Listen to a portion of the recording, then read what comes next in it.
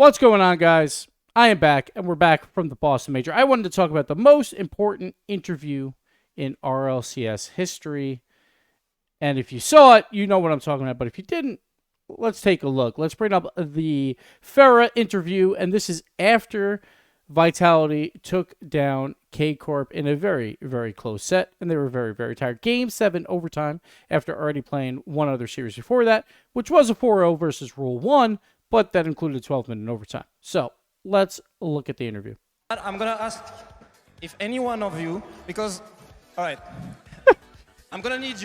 One thing to note here, real quick, I'm sorry that I'm pausing in the middle of this, but we're going to talk over it a little bit, is that Subi really wants to hold on to this microphone. He really does. Farah is like, yo, just give me the microphone. And the number one rule, generally speaking, is do not give the player or whoever you're interviewing the microphone, because you never know what they're going to do.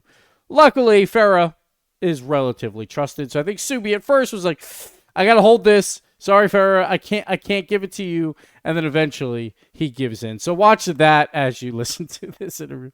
You guys, because you know, like, we're pretty tired right now, to be honest. Like, the series have been pretty long. All right, he handed it off pretty quick. And I know you guys have been cheering for BDS. So I'll give that one after the, bracket reset. Now, here's another point. K-Corp fans, you really don't do yourself any favors. And I guess, like, honestly, they probably don't want to anyway. Because whenever there's a K-Corp spot, that there was one corner that was very, very K-Corp heavy. It feels like Rocket League does not like that at all. We saw it when they played Moist in the fall. Generally speaking, if you're not a K-Corp fan, you're against K-Corp. Very similar to like a New York Yankees fan. If you're not with the Yankees, you're against them. That's how it feels like in Rocket League. So BDS was heavy favorites in terms of crowd when they played K-Corp. I'm not sure how it would have went without this interview. I think it would have been kind of in the middle. I think BDS would have had the slight edge, but the crowd was warming up to Vitality. Obviously, they took down a Gen G, and that was a very important match for North America because there's only a player left in Chronic, and that's after Appjack also pleaded to the crowd for their support when Appjack honestly did not need to. They were going to get their support either way, but Farah really wanted his boys to rally around the crowd. And honestly, I've never seen a team rally behind a coach like Vitality did in this final, but we'll continue the speech. But, for the first series, I want you guys to have, a great experience, but I want us to have a great experience. Root for us. And in exchange, he's on the BDS side. He's like, I'll root for you anyway. In exchange, I will trade my Vitality flag against an NA flag if anyone has it right now. If anyone has one right now, or any sign, I will trade it, and I will wear it, walk out on stage if you guys cheer for us for the first series, just to help us get the bracket result. And then you guys can do whatever you want. Oh, love it. I love it. So that was basically the interview, and then after that, he goes on to bring out an NA is on top with apparently Jack right on the I think it was, or in the middle of the top. I'm not really sure.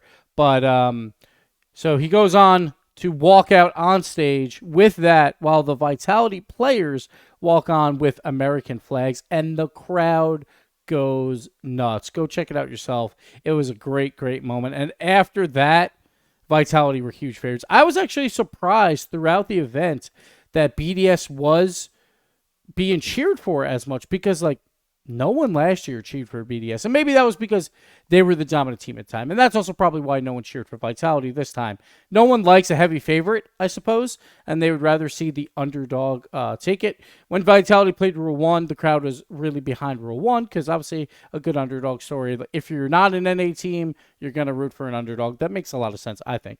But on day 2, or day 3 I should say, Vitality was also just getting heavily booed as well, which honestly, people have their thoughts on that, which I have never cared, like if the crowd boos. Because even Farah in a previous interview is like, go ahead and boo us. Just make some noise. That's what's fun about this. We want you to boo, and then we want to silence you, I guess. I guess he doesn't want noise at times, but he would rather noise at first, and then we can counteract that noise by scoring, making it dead quiet. they feed off energy, positive or negative, and it's just, to me, I agree with him. I just want Rocket League fans to be passionate. Like honestly, I would prefer booing than like half cheers for both teams when everyone's like, "Yay, good goal, good goal." I want people to be passionate, right? And if you're booing, you're passionate, in my opinion. Now, obviously, a lot of people don't think that, booing 15-year-olds, yada, yada, yada. But, like, they don't mean anything against it. Like, as long as you're not throwing insults at them, from the crowd or something. Like don't do that. But if you're booing, like, I think that's perfectly fine. So Farrah in that interview was like, yeah, go ahead and boo. We'll feed off that instead. And then his following interview, basically, or I guess 2 interviews later, he was like, hey, actually, we need your support. We're getting pretty tired here. Vitality went on to run through the lower bracket and win the grand finals. There's some percentages around that with RLCS lands that are insane. We'll probably save that for a new video. But Farrah, I have never seen a team rally behind a coach as much as this one. I feel like most time coaches are like in the background. They do their job. It's always hard to tell exactly what they do because, it's very private conversations and all that, which is perfectly fine. But this team really rallied behind them. And the other note that I want to bring up with Farrah's coaching, and a bunch of the desk notices too, it does seem like Farrah, when he's up there, so they can calm during games, it does seem like he will watch Zen mostly and kind of give him call outs. So that's what it seems like he's doing, at least. He'll watch Zen, let him know if he has space or not.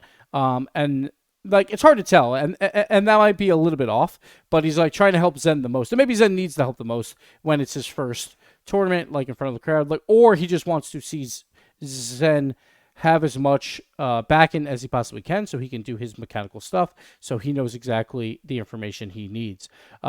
Maybe it's a brain and brawn. Like, obviously, we know Zen is very, very smart in Rocket League. But maybe Farrah's like, I'll add a little more brain power to you so you can really excel. And it definitely worked. Like, either way, Zen with the MVP, I think, was rightfully deserved. I want to give a shout-out to Alpha in that tournament.